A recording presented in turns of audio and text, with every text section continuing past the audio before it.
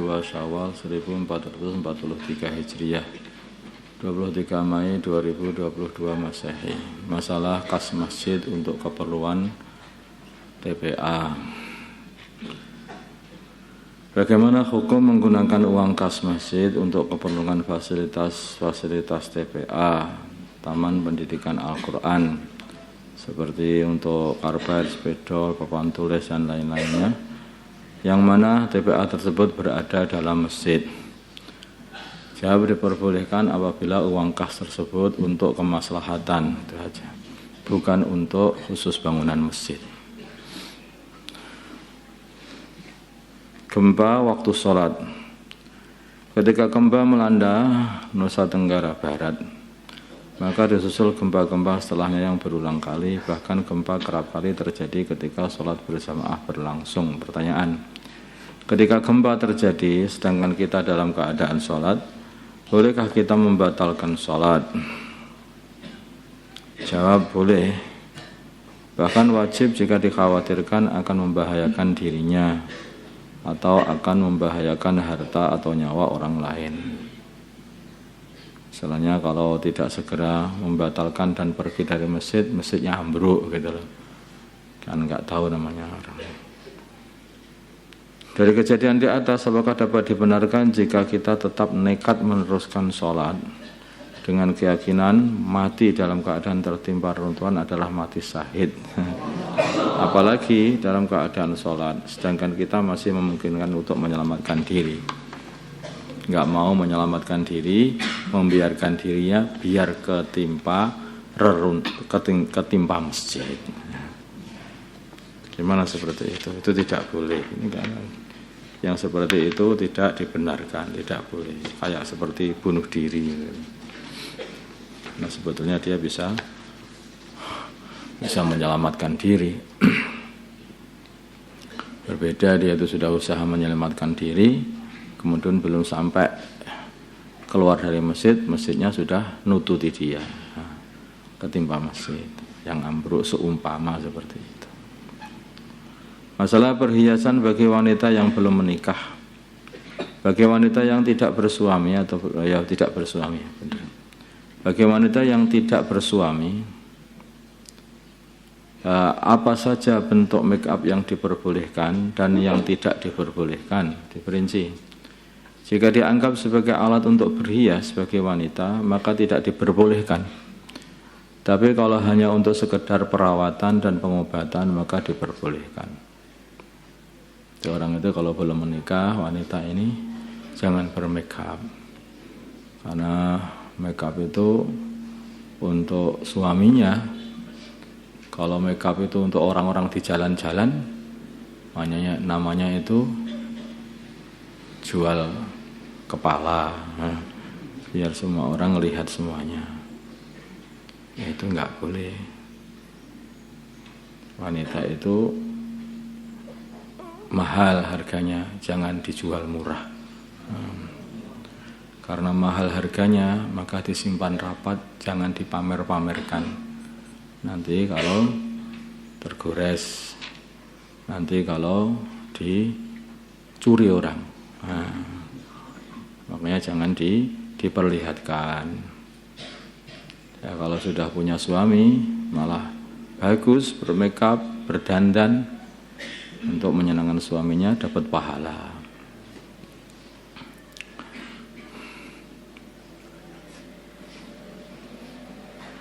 Makanya jika dianggap sebagai alat untuk berhias, maka bagi wanita tidak diperbolehkan. Tapi kalau untuk sekedar perawatan, mungkin punya jerawat yang banyak, sehingga dia harus pakai obat-obatan untuk perawatan atau penjagaan, nah itu tidak apa-apa. Itu dibolehkan. Contoh makeup yang digunakan untuk berhias kayak eyeshadow, kayak alat untuk maskara yang untuk melentikkan bulu mata, bahkan ada yang pakai eyeliner bagaimana itu. Semuanya itu karena untuk berhias. Eyeliner ya celak itu, tapi untuk berhias ya tidak boleh, celak juga nggak boleh, karena untuk berhias. Tapi kalau celaannya karena sakit mata, maka dia celaan pada waktu malam dan dihapus ketika waktu pagi, ya nggak apa-apa, pakai ismit itu. Kalau ismit kan untuk obat, karena itu bagian dari untuk pengobatan. Tapi kalau mau berangkat ke sekolah atau berangkat untuk keluar itu Tuhan dan matanya dilentik-lentikkan, ya di apa-apakan lah, dilukis-lukis lah matanya itu biar tampak indah. Sebab itu tidak boleh, tidak boleh. Itu namanya itu menggoda laki-laki di jalan-jalan.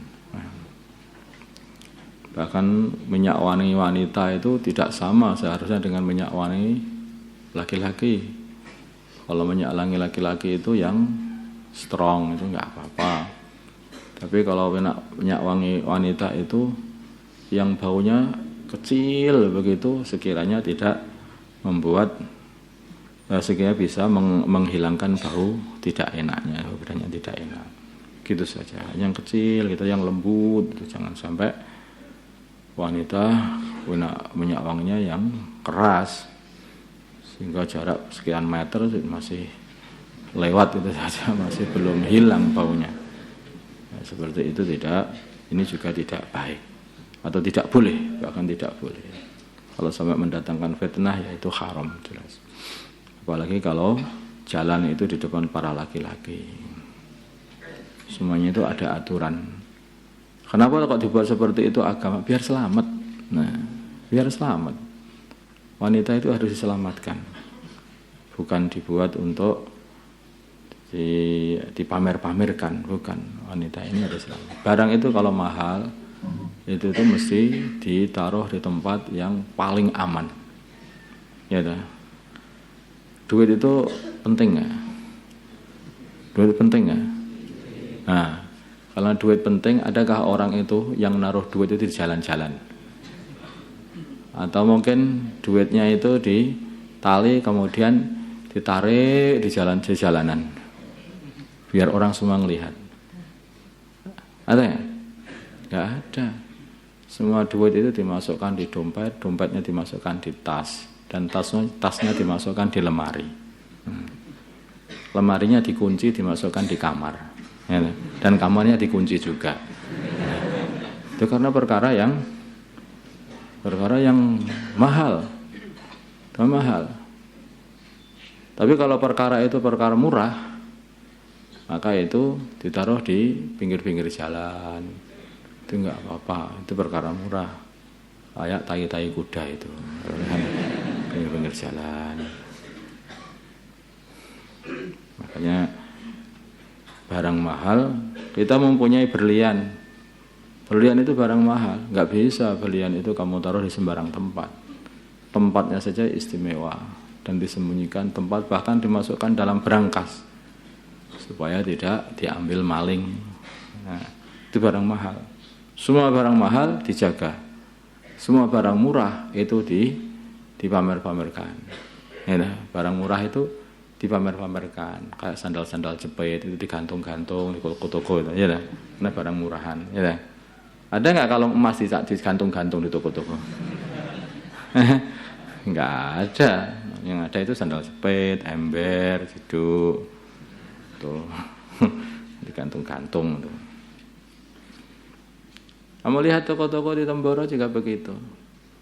Nanti kalau baju-bajunya itu baju-baju biasa, murahan, ya di hanger, digantung di pinggir-pinggir, teras-teras ya. Tapi kalau bajunya itu baju Arab yang harganya 500, 1 juta, mesti dimasukkan di paling dalam sendiri. Tokonya pun dikasih kaca. Biar aman. Biar aman. Ya begitulah. Itulah wanita itu lebih mahal daripada bajunya. Ya, masa bajunya wanita lebih mahal daripada wanitanya? Ya kan? Tadi harusnya lebih mahal daripada bajunya. Maka lebih-lebih lagi disimpan.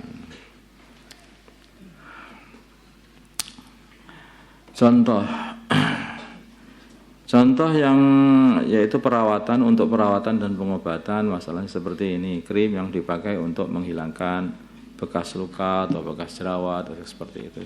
Yang ini diperbolehkan yang itu.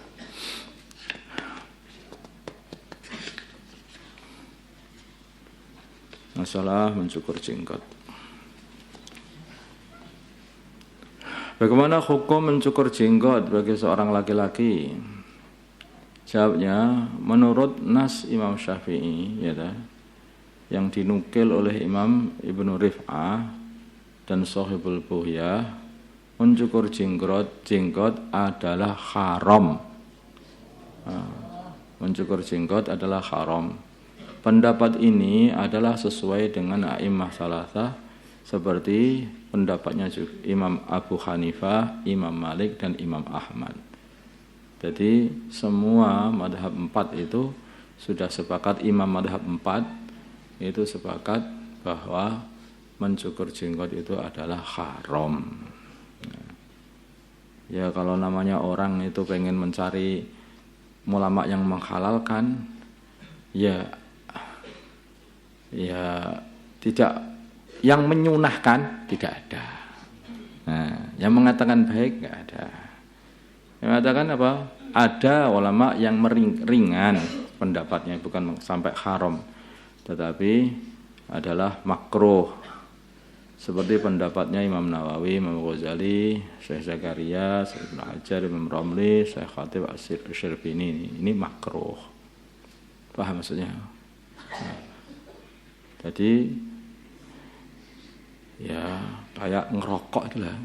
Ya. Ngerokok ya, malah ini lebih kuat ini. Kalau ngerokok itu gak ada ulama yang mengatakan ngerokok itu sunnah, itu ya gak ada. Paling ringan-ringannya ulama itu mengatakan makruh. Begitu loh, paling ringan-ringannya itu. Makanya hal-hal seperti ini harus dijalankan. Kita ini kaum laki-laki, maka tunjukkanlah kejantanan kita. Nah, beda. Kalau wanita itu malah yang supaya dicukur. Kalau punya jenggot, ada wanita yang punya jenggot. Kamu tertawa, kamu mau orang sini, karena kamu itu bukan orang luar. Kalau orang luar itu wanita ada yang berjenggot juga, berkumis, berjenggot, begitu. Tapi kalau orang sini nggak ada wanita yang berjenggot. Nggak tahu yang lain. Kalau di sini nggak ada. Kalau di luar berkumis juga wanita itu. Ya, kalau wanita berbeda, malah wanita itu dicukur. Tapi kalau untuk laki-laki itu ikhfa oleh ya itu disunnahkan atau bahkan diwajibkan. Wajib yaitu membiarkan lehyah ini atau jenggot ini dibiarkan panjang begitu saja. Di antara dua kaul yang dipotong sampai segenggam di bawah genggaman, kalau sama dibiarkan panjang begitu saja, itu yang lebih kuat adalah dibiarkan panjang begitu saja.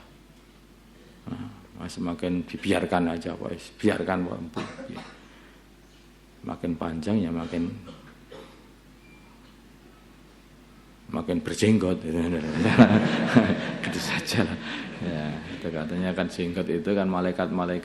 Ada seorang sahabat yang jenggotnya sedikit begitu Nabi senyum melihat itu.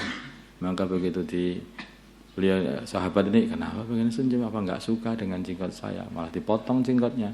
Bagi Nabi jadi enggak senyum lagi. Kenapa engkau jadi marah? Aku melihat ada malaikat yang bergantungan di jenggotmu. Telah aku sekarang. Itu satu pahala yang tidak perlu rekoso. Biarkan saja dapat pahala. Biarkan saja dapat pahala.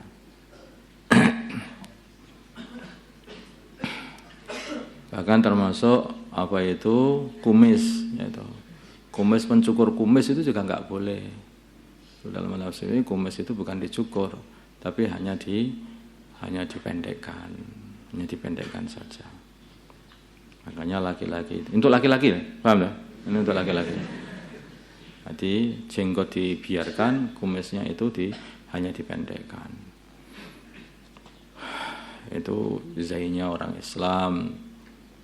Kalau penampilannya orang-orang Persia, dulu jenggotnya itu dipotong, dipiskan, kemudian kumisnya dibiarkan besar. Itu orang-orang Persia. Orang Islam enggak, kumisnya itu yang dipotong, jenggotnya dibiarkan panjang. Ya. Orang Islam itu harus punya ciri khas. Begitu orang-orang Islam itu, ciri khas Islam yaitu berjenggot ini banyak diamalkan oleh orang-orang dakwah, ya. Orang dakwah, maka akhirnya seluruh dunia orang-orang kafirnya barang ikut tiru-tiru. Nanti kalau kamu itu di mana-mana itu pakai kopiah itu, nanti sampai orang-orang kafir pun ikut-ikut pakai kopiah. Kalau Islam itu usahakan mempengaruhi dunia, jangan ikut terpengaruh sama dunia. Tuh, kita ini punya ciri khas sendiri. Kalau kita istiqomah, orang kafir pun akan terkesan akhirnya masuk Islam. Tapi kalau kita ini lemah hatinya melihat orang-orang kafir itu pakai pakaian ini diikuti, bahkan sampai orang kafir itu pakaiannya compang-camping pun diikuti. Gitu. Orang kafir pakai jin compang-camping dirobek-robek enggak karuan, orang Islam, "Wih, bagus, saya dipakai juga." Dirobek-robek nah. Maksudnya kalau tidak begitu bersaing sama orang gila aja banyak. Jadi kan sekarang itu ya jangan ikut-ikutan kayak orang Islam itu punya ciri khas sendiri.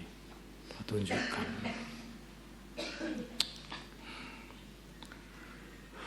Allahumma shalli ala sayyidina Muhammad.